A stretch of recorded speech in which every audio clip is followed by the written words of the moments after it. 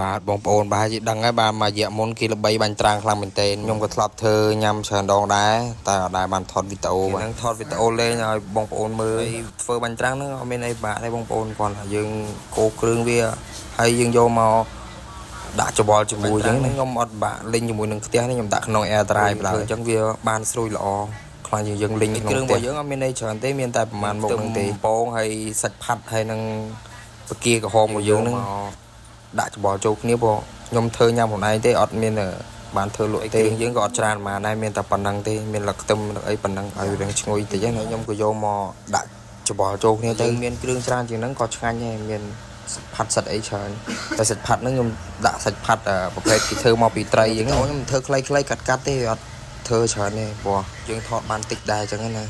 ហើយយើងបន្ទាប់ពីយើងច្បល់ចូលគ្នាហើយមានខ្ញុំញ៉ាំភ្លក់មើលគេថាវាឆ្ងាញ់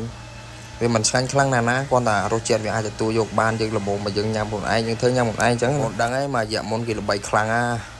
បាញ់ត្រាំងបីដល់ថ្នាក់ត្រង់ជួទិញហ្នឹងដល់ឥឡូវដឹងមិនបាច់រៀងស្ងាត់អស់ហើយមកពីអត់សូវមានអ្នកលក់ឬមួយក៏មានអ្នកញ៉ាំដឹងមិនបាច់ឥឡូវក៏សាកធ្វើញ៉ាំទៅព្រោះខ្ញុំធ្លាប់ធ្វើញ៉ាំច្រើនដងដែរមិនតែបានថតវីដេអូអញ្ចឹងធ្វើញ៉ាំអីឆ្លៀតថតឲ្យបងប្អូនមើលគេថាបាញ់ត្រាំងរបស់ខ្ញុំអត់បានដាក់ពណ៌ឲ្យវា